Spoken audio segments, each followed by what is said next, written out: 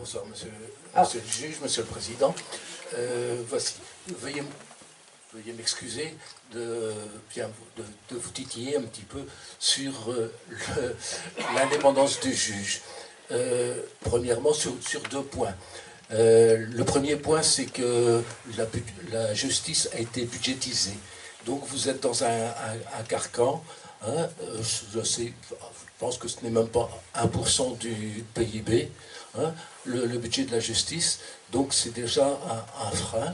Et deuxièmement, le législateur a prévu pour, disons, certaines infractions, notamment en matière de police, des minimums qui sont vraiment déjà assez hauts, en matière d'amende, de repassage des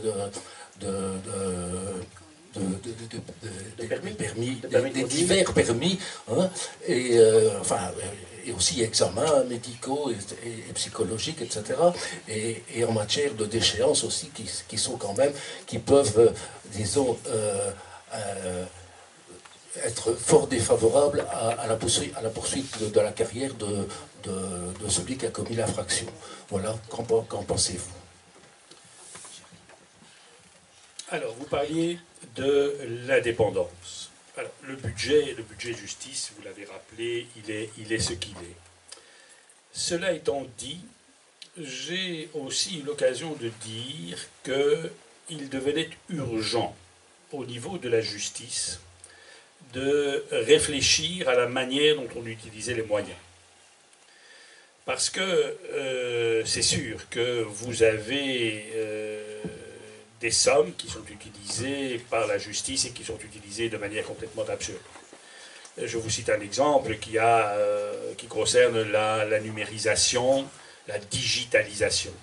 On a investi, donc nos dirigeants, des sommes considérables dans la numérisation, mais cette numérisation a été faite de manière, à mon avis, complètement absurde.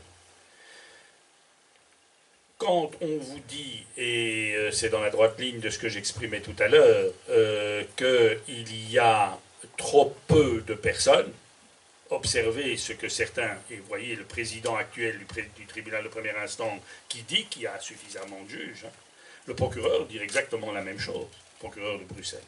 Donc, il y a là effectivement, je crois, une analyse qui doit être faite du bon usage des moyens qui sont mis à disposition de la justice. Ça me paraît évident. Et si on peut discuter peut-être du caractère un peu insuffisant, je crois qu'il faut en faire l'analyse. Et je vous cite mon propre exemple. Je suis devenu président du tribunal en 2007, oui je dis bien, et avec les moyens du bord, entre 2007 et à la fin de mon mandat, il n'y avait plus d'arriérés judiciaires à Bruxelles. J'ai eu, c'est vrai, en raison de la réforme BHV, c'est-à-dire la création des tribunaux, la séparation des tribunaux néerlandophones et francophones, idiotie totale à mes yeux, idiotie totale, parce que ça a coûté un argent bête, et finalement ça n'a pas véritablement apporté de solution. Cela étant dit, ça a permis malgré tout d'avoir une augmentation de cadre. Et le cadre de la juridiction francophone a été augmenté, et en organisant de manière différente notre fonctionnement. On a parlé de la procédure accélérée. Ça, c'est pour le pénal, mais vous avez au civil la même chose. On avait mis en place, et je dis on parce que je n'ai pas fait ça tout seul, je l'ai fait avec des collègues, eh bien l'arriéré judiciaire de Bruxelles, première instance, en 2019, n'existait plus. On fixait les affaires civiles à un mois et demi. Au pénal, la même chose. Et donc, vraiment, il y a là une réflexion à mener. Donc, il faut arrêter de donner ou d'envoyer de l'argent de manière complètement absurde. Exactement le même problème en matière de bâtiments. On se plaint, et je crois légitimement, de l'état des bâtiments, mais fondamentalement, ce qui fait défaut, c'est une véritable gestion. Véritable gestion des bâtiments, savoir ce que l'on veut, savoir, éviter toutes les absurdités auxquelles on peut être confronté. Je pourrais vous en raconter pendant des heures et des heures. Donc, ce problème de budget est un problème fondamental. Maintenant, est-ce que ce budget où ces déficits ou cette mauvaise gestion porte atteinte à l'indépendance, je ne le crois pas. Je ne le crois pas parce que le juge est comme il est. Et ce n'est pas parce que le système est, si vous me passez l'expression, un peu mal foutu, que pour ça, cela va avoir des conséquences sur l'indépendance du juge telle qu'il faut la considérer, c'est-à-dire dans les décisions qu'il prend. Ça, c'est là qu'est le véritable problème de l'indépendance. C'est un sujet délicat parce que certains de mes collègues, lorsque j'étais président, trouvaient que j'étais parfois un peu autoritaire, ce qui n'était pas faux, mais parce que j'imposais une manière de fonctionner au niveau structurel. Un exemple, est-ce que ça avait du sens de remettre les affaires 1, 2, 3, 4, 5 fois j'étais arrivé à la conclusion, et je me suis montré convaincant, je pense, même si parfois j'ai dû un petit peu forcer la main, pour que les affaires ne soient pas remises. Rien que ça, quand vous voyez la déperdition d'énergie, eh bien, elle est absolument colossale, cela coûte énormément d'argent en termes de fonctionnement, mais ça, c'est dû à notre manière de fonctionner. Donc, il y a là une réflexion qui doit être faite, et pas toujours être pleurnichard et aller toujours dire on n'a pas assez, on n'a pas assez, etc., etc. Je crois qu'il y a une autre réflexion à mener par rapport à ça.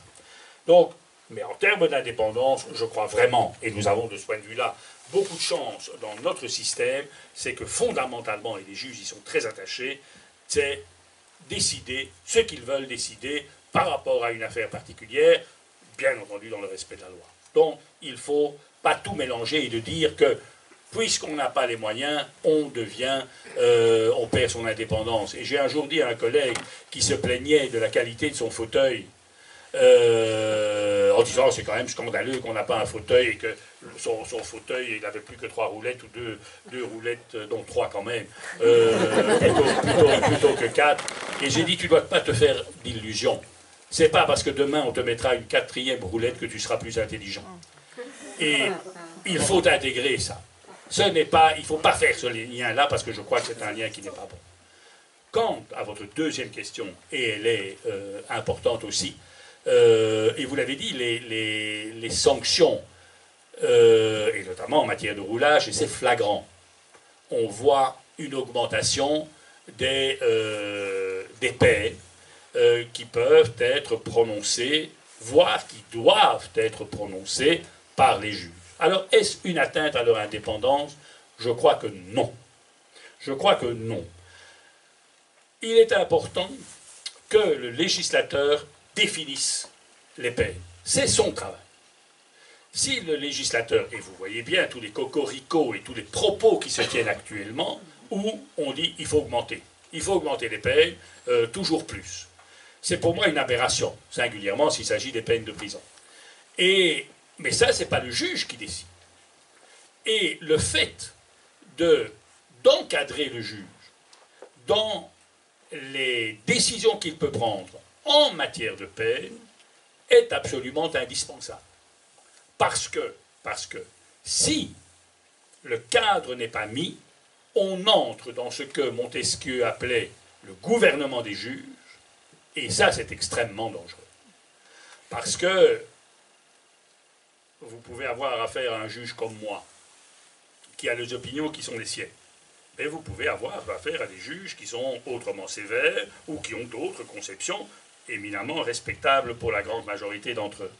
Mais donc, ça veut dire que si vous ne mettez pas des balises, eh bien, vous allez avoir alors très vite le gouvernement des juges, et qui dit le gouvernement des juges dit l'arbitraire. Et donc, il est important de cadrer la sphère dans laquelle le juge peut décider. Il a, bien entendu, toujours une indépendance fondamentalement. Si un juge peut prononcer pour prendre cet exemple-là, une peine entre 3 mois de prison et 5 ans, il a là une marge d'appréciation. Mais ce qui se fait politiquement et qui, pour moi, est inquiétant, c'est que on a, parce que finalement on n'écoute plus ses muscles que son intelligence, on considère il faut faire en sorte que le juge soit contraint de, par exemple, ordonner pour une infraction X ou Y de roulage, d'office, une suppression ou une suspension du permis de conduire pendant une période déterminée. Mais ça, c'est la société, ce sont ceux qui nous dirigent, qui définissent le cas. Et la preuve de ce que je viens de vous dire, vous savez que les auteurs du nouveau code pénal ont préconisé, ils ont modifié le système en supprimant une série de peines de prison. Et, très bien, le texte a été voté, mais qu'a fait le législateur, et singulièrement le législateur actuel, c'est qu'en réalité, il a modifié les peines pour que le juge soit contraint de tout de même prononcer des peines de prison. Et là, il y a un problème qui est, à mon avis, un problème fondamental, mais qui n'est pas une atteinte à l'indépendance des juges, mais qui est au contraire la volonté de dire, et je répète ce que je disais il y a un instant, que le cadre donné au juge pour décider soit fixé en manière telle que, eh bien, d'office, on va se retrouver dans des tranches de peine qui sont plus élevées. Mais ça n'est pas une atteinte à l'indépendance. Ça, c'est simplement une prise de responsabilité des politiques, et en l'espèce, cette prise de responsabilité va dans le sens d'une répression, qui est une répression toujours plus ferme, avec cette illusion qu'on essaye de vendre, c'est que, vu que si on punit plus fort, eh bien, on obtiendra de meilleurs résultats, ce qui est, à mon avis, une immense illusion. Merci beaucoup. Oui, le 3. Bonjour. J'avais une petite question, c'est bien pour vous, monsieur le juge, que pour mademoiselle. Il y a combien d'années que vous avez été faire un petit tour dans les prisons? Alors, elle, je ne sais pas si elle a été condamnée éventuellement. Je lui laisse juste en visite. Alors, les visites de prison. J'ai fait une visite de prison en 1986-1987. Et là, j'ai fait cette visite de prison parce que j'étais juge d'instruction, je l'ai dit tout à l'heure, et nous avons l'obligation légale, lorsqu'on est juge d'instruction, de visiter les maisons d'arrêt. Ce que j'ai fait à l'époque. Et j'y suis retourné lorsque j'étais président du tribunal. Donc là, on est après 2007. Maintenant, je l'ai fait, ce que je l'ai fait en 2008-2009. Ça, ce sont les 2 visites que j'ai faites. Cela étant dit, au-delà des visites, je me tiens très informé de l'évolution de ce qui se passe en prison, et un certain nombre de gardiens de prison qui connaissent les positions que j'adopte me font régulièrement le rapport de ce qu'ils vivent au quotidien, et donc je pense être assez bien informé. Moi, je suis gardien de prison à Tournai, et du coup, je peux vous dire que la prison, c'est pas un enfer pour les détenus, c'est plutôt un camp de vacances. Aujourd'hui, les détenus, ils ont tout ce qu'ils veulent. Aussi bien leur douche tous les jours que les sorties au préau. La nourriture, ils mangent mieux qu'au lunch. Donc, franchement, là-dessus, je suis pas d'accord avec ce que vous avez dit tout à l'heure. Je peux comprendre, traitement inhumain, ils dorment dans 9 mètres carrés, ils ont des toilettes, ils ont un lavabo, ils ont un écran qui fait 4 fois la télé qu'il y a derrière vous.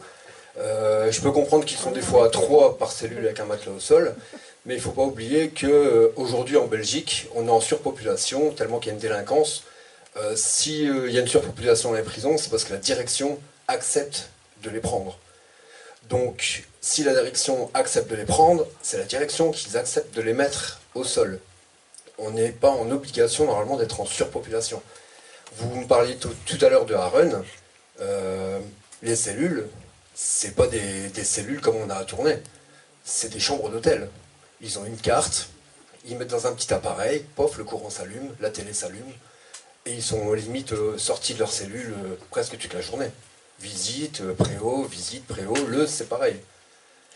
Donc, je comprends pas tout à l'heure pourquoi vous... Allez, comment dire? Je peux comprendre le traitement inhumain, moi je suis tout à fait contraire à ça. Je fais plutôt un métier comme éducateur, je suis pas là pour traiter quelqu'un qui a déjà été jugé il il encourt sa peine, voilà, je suis plus pour l'aider à se réinsérer. Maintenant, quand je vois aujourd'hui comment ils sont traités en prison, grâce aux droits de l'homme, ah, désolé, hein, je peux comprendre qu'une fois qu'ils sortent, ils re-rentrent, hein, parce qu'on l'a encore vu dans l'enquête il n'y a pas longtemps, il y a deux personnes qui se sont fait arrêter, dont un qui était recherché par la police pour... il devait re-rentrer en prison parce qu'il n'avait pas respecté son bracelet électronique. Il l'a dit ouvertement à la télé, ah ben je retourne en prison, je suis bien en prison. Ils ont les médicaments qu'ils veulent, ils ont la nourriture qu'ils veulent, ils sont logés, nourris, blanchis. Donc franchement, aujourd'hui, je préférerais être en prison que dans la rue. Donc ma question était, est-ce que vous savez réellement ce qui se passe dans les prisons, sauf les dires d'agents par-ci par-là? Alors, je crois vraiment que je sais ce qui s'y passe. À la fois parce que je suis moi-même, je vous dis, mais ça remonte, j'entends. Mais je me fais tout de même